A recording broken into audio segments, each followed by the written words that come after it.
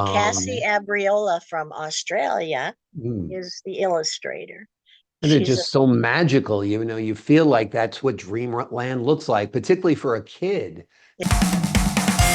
You're watching the Spotlight Network, starring Hollywood's And if newsman, you were just Logan joining to Crawford. investigators, they now believe a single member. He works with TV and film legends. And now, Logan's shining the spotlight on the world's top emerging authors and creators. International were abducted. This is Spotlight with Logan Crawford, streaming on Roku, Apple TV, and Amazon Fire TV. I'm Logan Crawford, and right now on the Spotlight Network, we're stepping into the heartfelt world of Karen Rae Taylor Ritzer, author of a wonderful book. It is called Poetically Speaking, Karen's Rays of Thoughts and Observations on Life.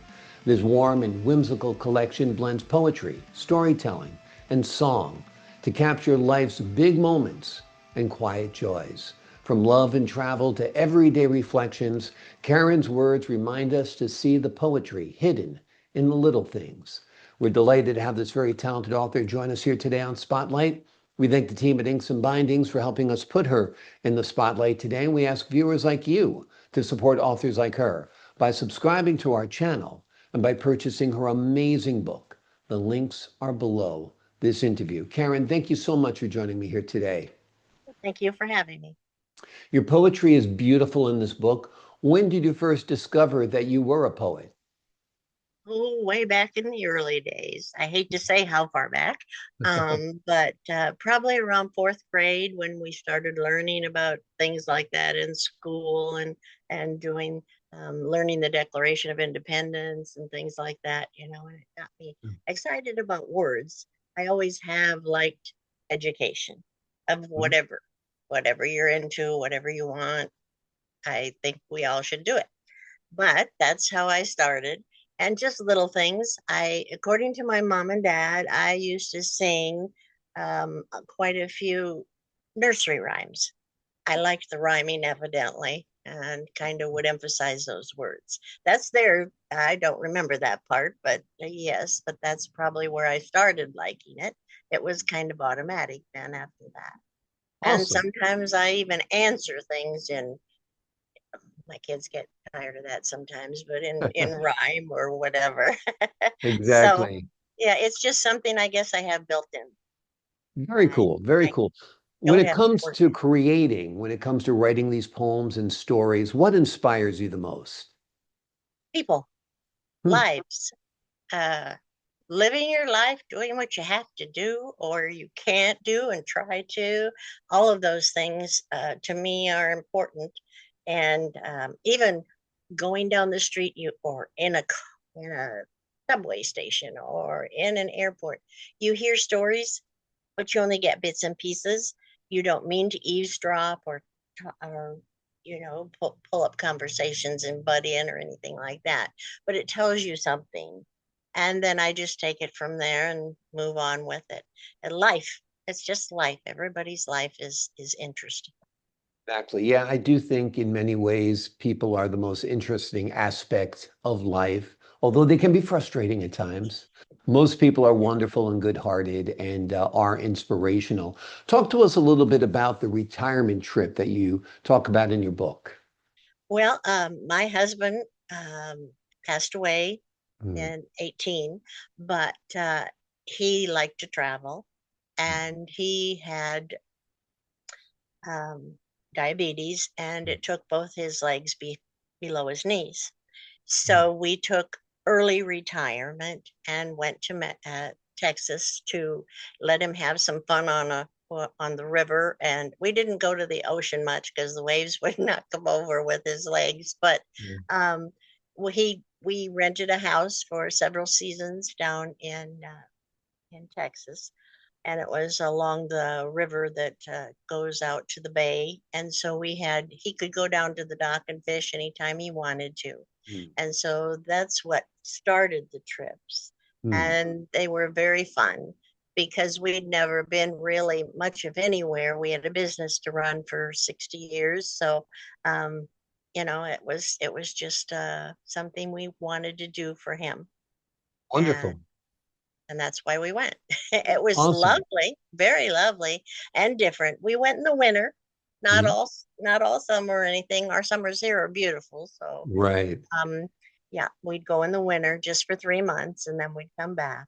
So but it was nice, very Wonderful. It sounds nice. beautiful, and it's great that you spent that time together and you realized that there were some cherished moments to be had, and you went and enjoyed that time It is. together. That's And that's why wonderful. I wrote the poem back to our children so they'd know we were still alive. Each week I'd send a weekly update. So I don't know if they liked it or not, but they all got letters about what we were doing and how it was going. Well, that's wonderful. I'm glad you still write letters. It seems like nobody writes letters anymore. I would love to get a nice letter in the mail. Everything's email or text, or you don't even get phone calls anymore. You used to I agree. sometimes get a wonderful phone call with, "This is Aunt Rita. Wow, I haven't talked to, somebody, it was magical. You never knew who was calling. Now you Exactly. look at your phone, you know exactly who's calling, They've texted before they called. Is it okay to call? So I think letter writing is a great thing. So you keep that up, and your poems are wonderful. Do you have a favorite poem in your collection? I do. Well, actually, I have two. Mhm. Um, I have one that I wrote for my grandson. He Mhm. was at the hospital. His mother was giving birth to his sister, and he did not want to go home with his daddy. He wanted to go home with grandma and grandpa. And I said, "Dear," I had to calm him down. He was causing quite a threat to everybody. Right. And I asked him if he knew how to dream.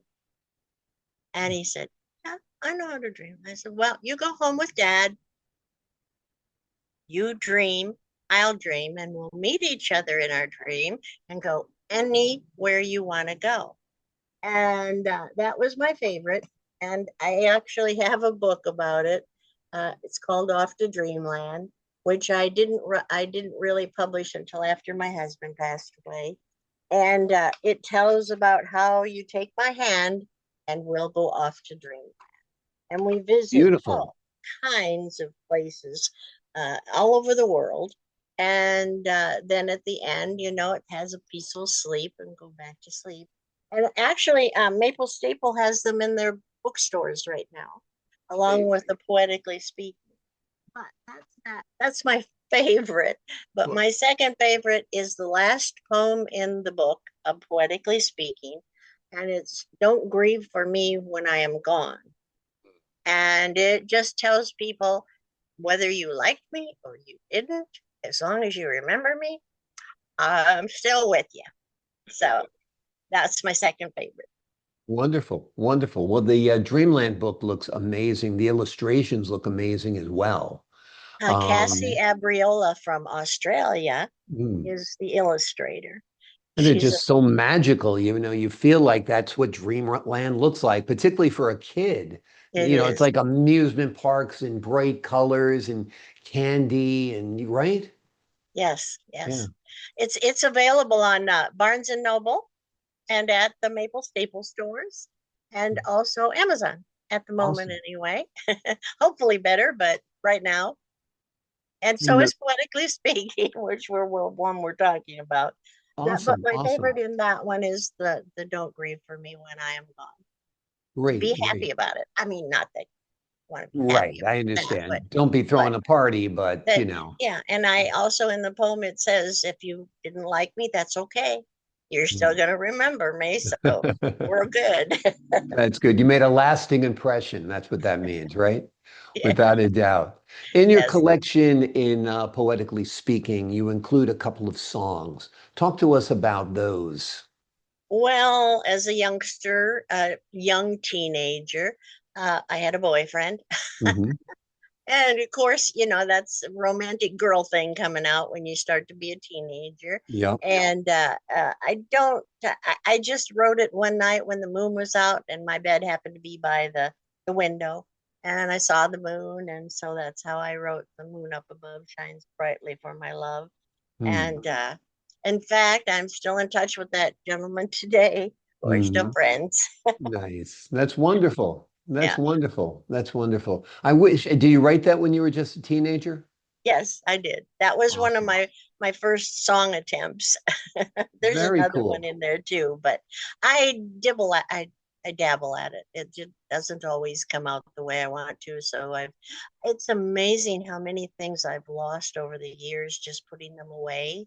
Once Yeah, computers came, that was great. I could type them, but right. the written ones I wrote for people on cards or birthday cards or their own message.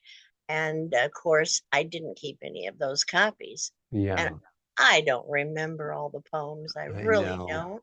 They I know. come and you write them down. I have to keep paper and pencil with me all the time I because something might, you might see a sign on the side of the road.